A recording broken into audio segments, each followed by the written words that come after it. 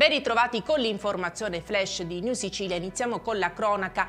Tra settembre e febbraio dello scorso anno, nella zona nord della provincia di Siracusa, tra i comuni di Lentini, Francofonte e Carlentini, si sono verificati numerosi furti durante la notte, causando grave allarme tra la popolazione. I due autori sono stati arrestati a seguito dell'indagine della polizia di aiuto all'attività investigativa. I video sui social dove i rapinatori avevano gli stessi abiti utilizzati per mettere a segno i colpi.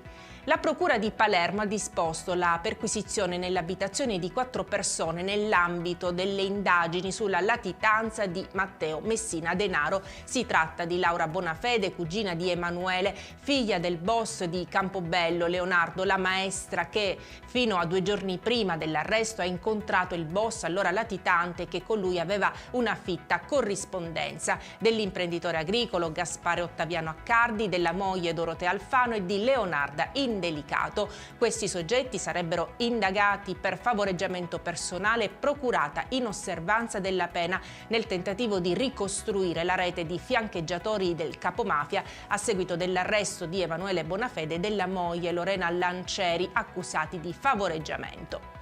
I familiari della turista australiana Diane Christian Palmer hanno chiesto un risarcimento di oltre 2,5 milioni di euro alla regione siciliana per la morte della loro cara. La donna infatti è morta 44 giorni dopo essere stata colpita da un albero il 1° ottobre del 2018 a Geraci Siculo, nel Parco delle Madonie. In particolare, secondo quanto ricostruito dalla procura in sede di indagini penali, non c'era alcuna segnaletica o cartello che facesse pensare a una situazione di pericolo e inoltre non c'erano controlli sul lavoro degli operai e l'abbattimento dell'albero è stato effettuato in maniera scorretta. Alle 9:21 l'Istituto Nazionale di Geofisica e Vulcanologia di Catania ha registrato un terremoto di magnitudo 3,1 alle pendici settentrionali dell'Etna. L'epicentro del sisma è stato individuato a 12 km a nord-ovest di Randazzo, ad una profondità di 28 km.